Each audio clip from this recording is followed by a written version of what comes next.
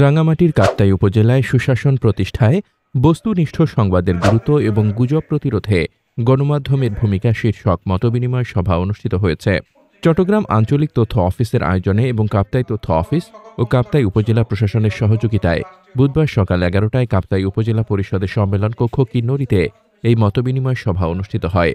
সভায় কাপ্তাই, রাজস্থলী ও বিলাইছড়ি উপজেলার প্রিন্ট ও ইলেকট্রনিক মিডিয়ায় কর্মরত সাংবাদিক, সরকারি কর্মকর্তা ও কাপ্তাই উপজেলার সুশীল সমাজের নেতৃস্থানীয় প্রতিনিধিরা অংশ নেন। কাপ্তাই উপজেলা নির্বাহী কর্মকর্তা মোহাম্মদ রুহুল আমিন প্রধান অতিথি হিসেবে উপস্থিত ছিলেন। তিনি বলেন, গণমাধ্যম রাষ্ট্রের চতুর্থ স্তম্ভ। সরকারি কার্যক্রমে স্বচ্ছতা ও জবাবদিহিতা নিশ্চিত করতে গণমাধ্যমের ভূমিকা অপরিসীম। জনগণ গণমাধ্যমের মাধ্যমে জানতে পারে সরকারি কার্যক্রম ও নীতিমালা কিভাবে বাস্তবায়িত হচ্ছে। গণতন্ত্র প্রতিষ্ঠায় গণমাধ্যম অপরিহার্য এবং সুশাসন নিশ্চিত না হলে গণতন্ত্র টেকসই হয় না। তিনি সাংবাদিকদের প্রতি আহ্বান জানান, সত্য ও বস্তুনিষ্ঠ তথ্য প্রকাশের মাধ্যমে গণতন্ত্র ও সুশাসন প্রতিষ্ঠায় সক্রিয় ভূমিকা রাখার। সভায় সভাপতিত্ব করেন চট্টগ্রাম আঞ্চলিক তথ্য অফিসের উপপ্রধান তথ্য কর্মকর্তা মোহাম্মদ সাইদ হাসান।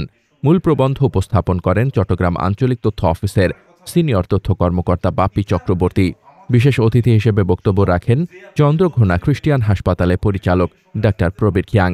স্বাগত বক্তব্য প্রদান করেন কাপ্তাই সহকারী তথ্য কর্মকর্তা দেলোয়ার হোসেন। সভাটি সাংবাদিকদের মধ্যে সচেতনতা বৃদ্ধিতে গুরুত্বপূর্ণ অবদান রাখবে এবং সুশাসন প্রতিষ্ঠায় গণমাধ্যমের ভূমিকা আরও শক্তিশালী করবে। মোহাম্মদ শামীম রেজা, দৈনিক খোলা চোখ।